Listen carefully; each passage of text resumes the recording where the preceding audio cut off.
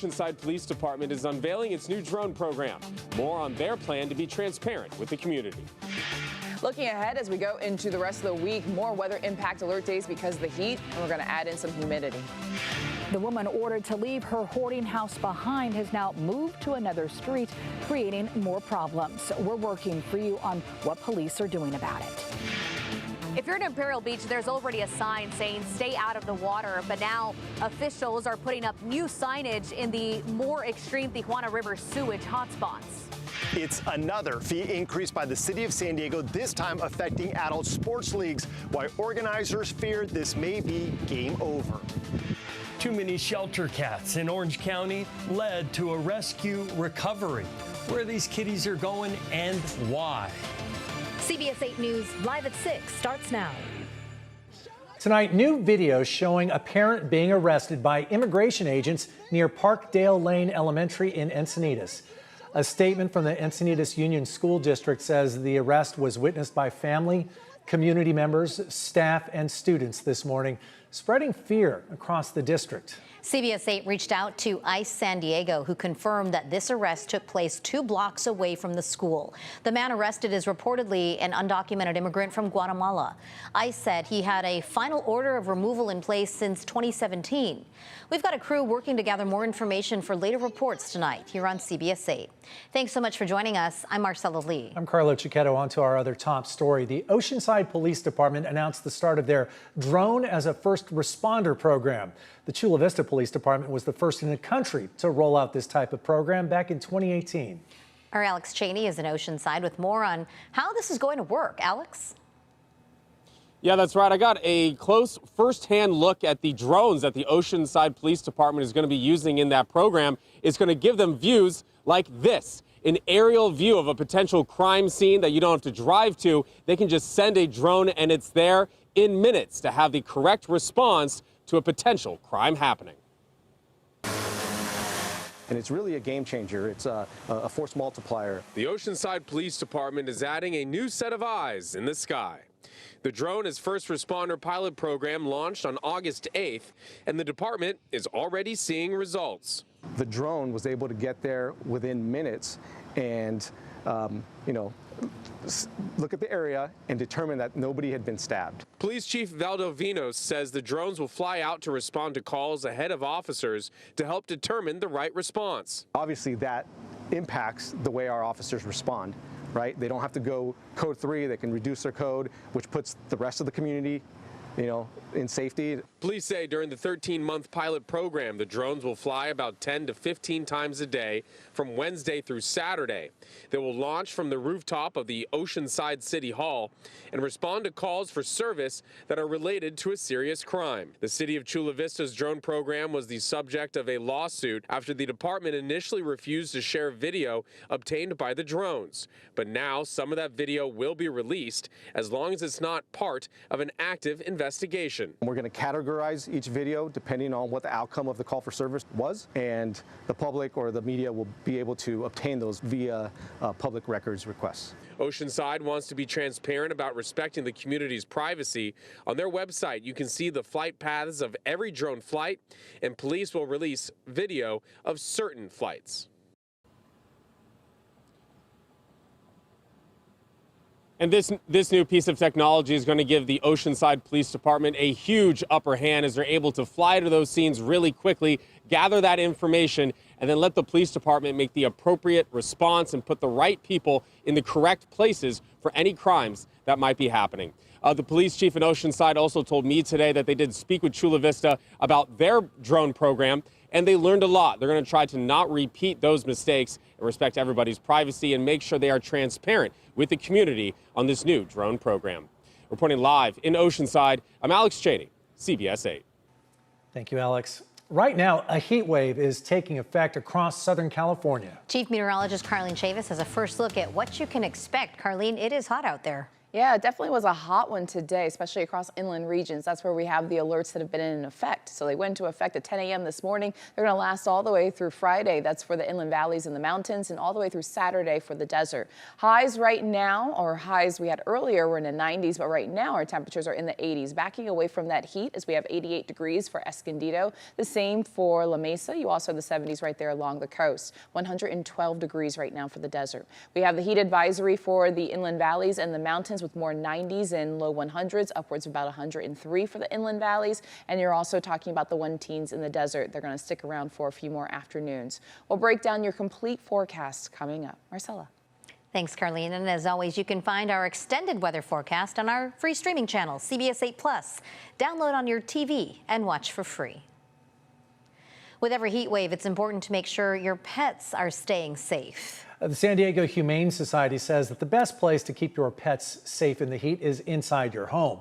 Try to place your pet near a fan, vent, or air conditioning unit. If they're outside, make sure shade and cool water are both available. And never leave them in a hot car for any amount of time. We could also add, if you take them out for a walk, make sure the pavement isn't too hot for their paws.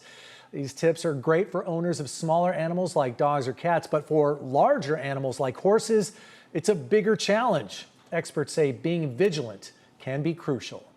They have enough shade, access to water throughout the day. Make sure that you're looking out for any signs of heat stroke in them as well.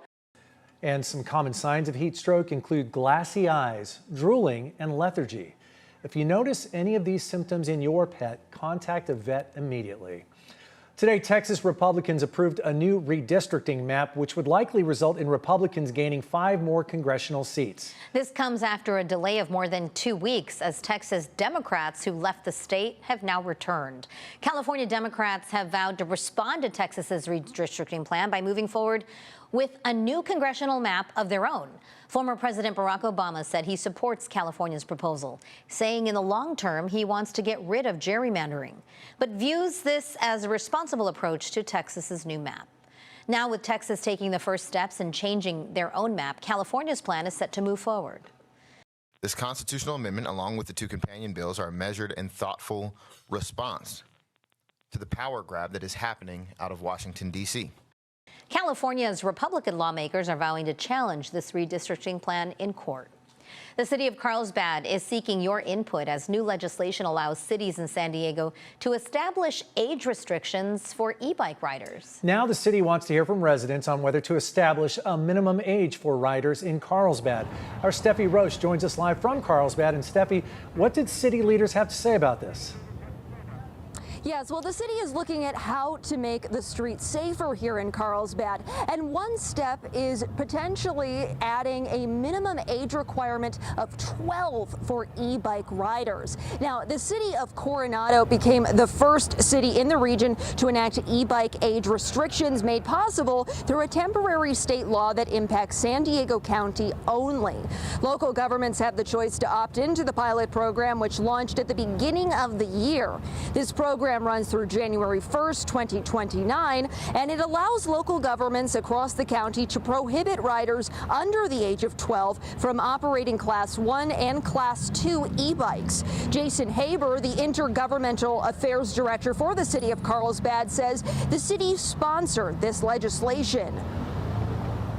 At this point, now that the bill has gone into law, the City Council wants to revisit that issue and determine whether the community is in favor of that and really get a better understanding of current community sentiment around that opportunity.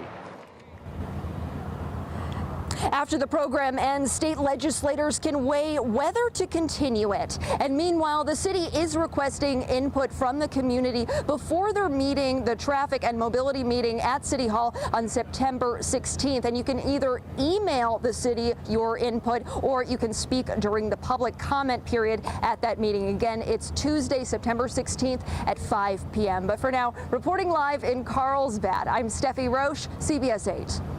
Thank you, Steffi. A 25-year-old San Diego-based sailor has been convicted of selling Navy secrets to China. This afternoon, Jinqiao Wei was found guilty on 6 counts of charges that include espionage and conspiracy. While aboard the USS Essex aircraft carrier, prosecutors say Way sent thousands of Navy documents, photos, and videos to someone online in exchange for thousands of dollars. Prosecutors say he shared this information over the course of 18 months. They also said the information could be used to sabotage ships. But Way's defense argued that he thought he was sharing it with a Chinese academic and that the material was largely harmless. Officials say his case marked the first espionage-related charges in the Southern California district.